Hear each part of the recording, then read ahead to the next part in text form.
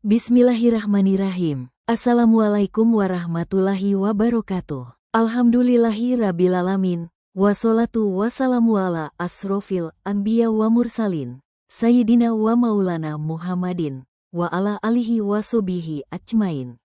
Amma ba'du. Puji syukur kehadirat Allah subhanahu wa ta'ala atas rahmat dan karunia-Nya. Solawat serta salam semoga tercurah kepada junjungan kita Nabi besar Muhammad sallallahu alaihi wasallam. Tidak lupa saya doakan agar Bapak, Ibu, Saudara-saudari semua selalu sehat dan dimudahkan rezekinya dan diberkahi kehidupannya. Amin ya rabbal alamin. Sebelum memulai silakan jangan lupa untuk like, komen dan subscribe supaya dapat notifikasi cerita menarik lainnya serta sebutkan dari mana Anda berada. Melangkah lebih jauh, tantangan baru di universitas.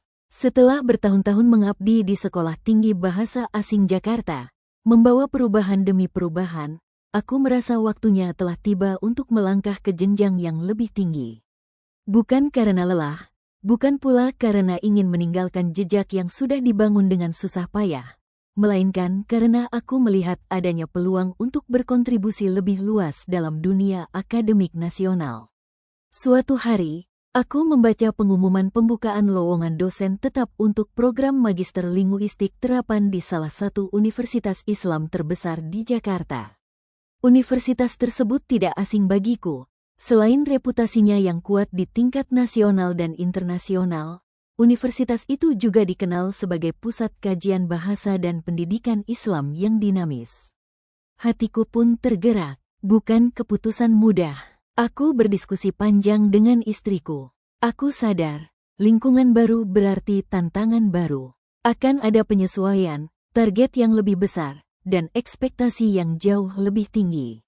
Tapi juga terbentang kesempatan untuk mewujudkan idealisme akademikku lebih luas. Jika aku tidak melangkah sekarang, mungkin aku tidak akan pernah tahu sejauh mana aku bisa bertumbuh, ucapku pada suatu malam di meja makan sederhana rumahku di Bekasi.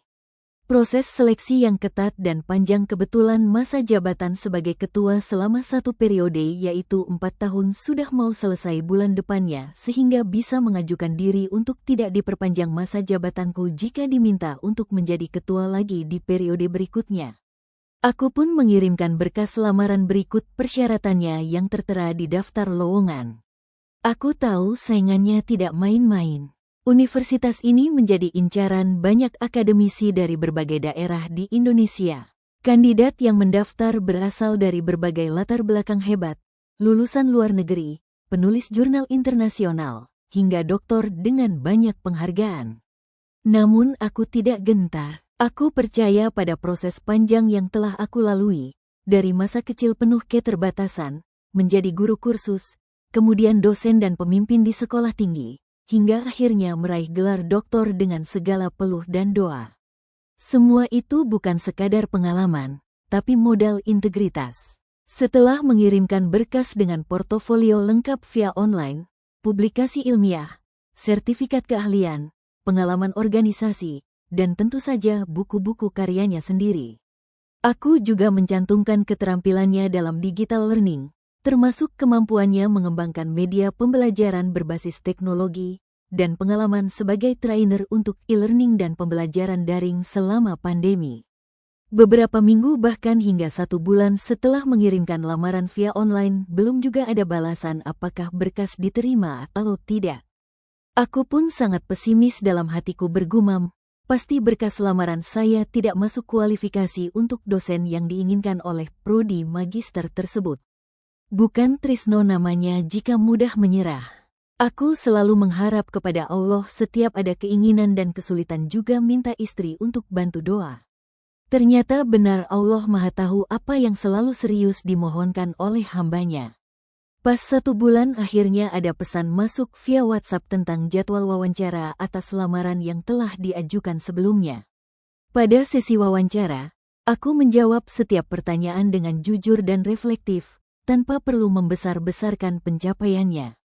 Beberapa minggu kemudian, sebuah surat resmi masuk ke email pribadiku. Dengan degup jantung yang tak menentu, aku membukanya perlahan.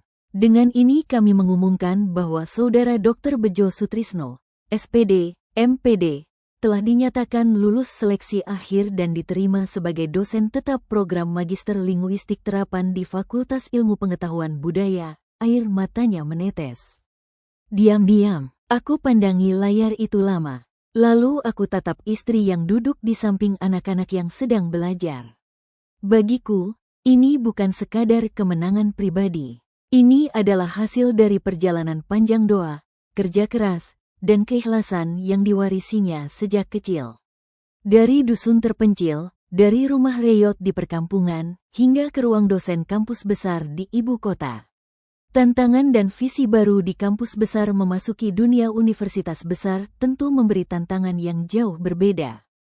Tanggung jawab akademik lebih berat, penelitian, publikasi ilmiah internasional, pengabdian masyarakat, pembimbingan mahasiswa S2, dan tentu saja, menjaga integritas ilmiah dalam setiap langkah. Namun aku tidak gentar. Aku mulai membangun kelas Y. Mengintegrasikan teknologi digital dalam setiap perkuliahan. Aku juga mulai dipercaya untuk mengisi seminar dan pelatihan untuk dosen muda, serta menjadi reviewer jurnal nasional. Visinya sederhana namun kuat, menjadikan kampus bukan hanya tempat belajar teori, tapi tempat tumbuhnya akhlak, kreativitas, dan kontribusi nyata. Kini aku melangkah di jalur akademik yang lebih luas. Tapi jejaknya tetap sama, penuh kesungguhan, keikhlasan, dan kepedulian. Di balik gelar dan jabatan, aku tetap anak dusun yang tak pernah melupakan asalku dan terus melangkah dengan hati yang bersyukur. Langkahku di dunia pendidikan tak pernah sebatas ruang kelas. Bagiku, mengajar bukan hanya soal menyampaikan materi, tapi tentang membentuk karakter, menanamkan semangat, dan mempersiapkan masa depan generasi muda. Setelah menjadi dosen tetap di salah satu universitas Islam terbesar di Jakarta, aku semakin mantap mengemban peran sebagai pendidik yang tidak hanya berkutat pada teori dan nilai akademik semata. Aku menyadari bahwa setiap mahasiswa yang duduk di bangku kelasnya memiliki potensi yang luar biasa, meskipun datang dari latar belakang yang berbeda. Aku pun sering membuka ruang diskusi setelah kelas, menampung pertanyaan yang tak sempat terjawab, bahkan mengajak mahasiswa berdiskusi secara informal di kantin atau lewat grup belajar daring yang aku kelola sendiri. Tugas kita bukan hanya mencetak lulusan, tapi melahirkan manusia-manusia pembelajar, ujarku dalam sebuah seminar dosen muda. Setiap semester, aku terus mengembangkan pendekatan pembelajarannya. Aku memadukan kajian linguistik terapan dengan isu-isu sosial kontemporer, mendorong mahasiswa berpikir kritis, dan menyusun proyek-proyek penelitian kecil yang langsung menyentuh kehidupan nyata.